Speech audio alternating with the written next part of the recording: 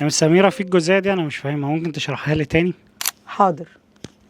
يا مس انا مش فاهمه شرح الدرس ده، ممكن تعيديه تاني؟ حاضر، مع اني شرحته. حاضر. يا سميرة، أنا من جرجا وكنت عايز أحضر لحضرتك الحصص، فهل متاح إن أنا أقدر أحضرها ولا إيه الحل؟ حاضر. الحل ان انا اعمل منصة، هو ده الحل الوحيد اللي هيخدم كل الناس اللي بتطلب اعادة الشرح او من الناس اللي هي ساكنة في محافظات بعيدة.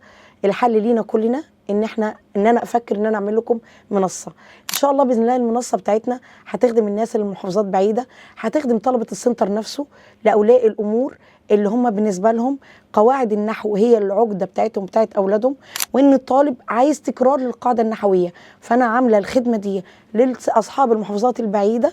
باذن الله هتبقى المنصة شاملة المنهج بالكامل، شاملة شرح الدروس بتدريباتها بحل الواجب، هتبقى شاملة الامتحانات الدورية، هتبقى شاملة للمراجعات، هتبقى شاملة للتسميع، حتى التسميع هتسمع برضو زيك زي طلبة السنتر. أما بالنسبة لطلبة السنتر، المنصة هتبقى شاملة فرع النحو فقط، لأن حضرتك مستفيد مني في فرع القراءة والنصوص ومتابعة الواجب والامتحانات. لكن بالنسبة لطلبة السنتر أنا هنزل لك فرع النحو تاني تسمعوا مرة تاني على المنصة عشانك وعشان ولية الأمر اللي أنا دايما بطلب منهم إن هم يتابعوني ويعملوا متابعة مع أولادهم أثناء المذاكرة. فبإذن الله بإذن الله المنصة حاليا موجودة وجاهزة بإذن الله للاشتراك، سواء كنت طالب منصة وعايز تشترك من محافظة بعيدة أو طالب سنتر. هيتم توزيع الأكواد خلال السنتر بإذن الله ليك علشان فرع النحو حضرتك تقدر تستفيد بيه طول السنة.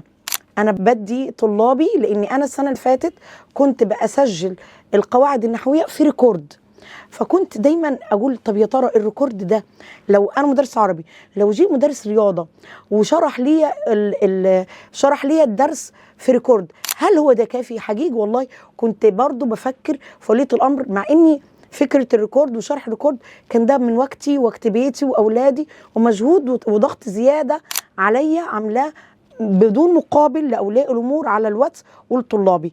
بس دايما برضو كنت شايله هم وليه الامر، هل الريكورد ده كست بعيده عن الماده العلميه ملهاش في النحو، هل هو كافي ليها؟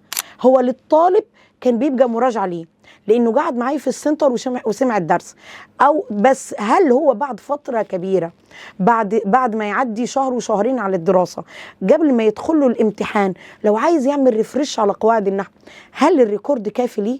عشان كده باذن الله بالنسبه لطلبه السنتر بتوع حبايبي، انا السنه دي باذن الله محضره لك مفاجاه.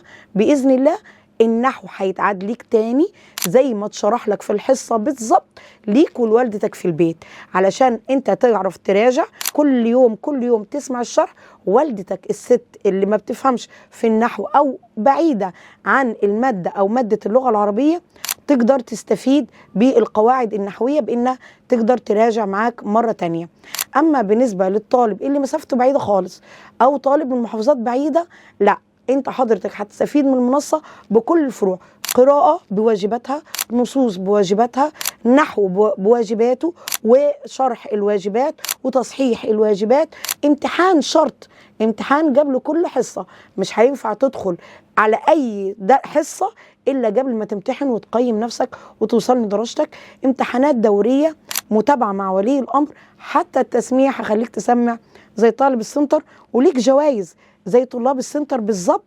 اما طلبة السنتر زي ما قلت لكم انتوا باذن الله هينزل ليكم فرع النحو تاني كنوع من الاعادة ليكم وكنوع ومساعدة لاولياء الامور حبايبي اللي هم تفكيرهم زي تفكيري، ان احنا بنتابع مع اولادنا وماشيين في الخطة وماشيين في المرحلة التعليمية مع اولادنا بالظبط. اتمنى ان شاء الله باذن الله ان المنصة دي باذن الله ربنا يوفقني فيها والكل يعرف يستفيد منها ان شاء الله. والسلام عليكم ورحمة الله وبركاته.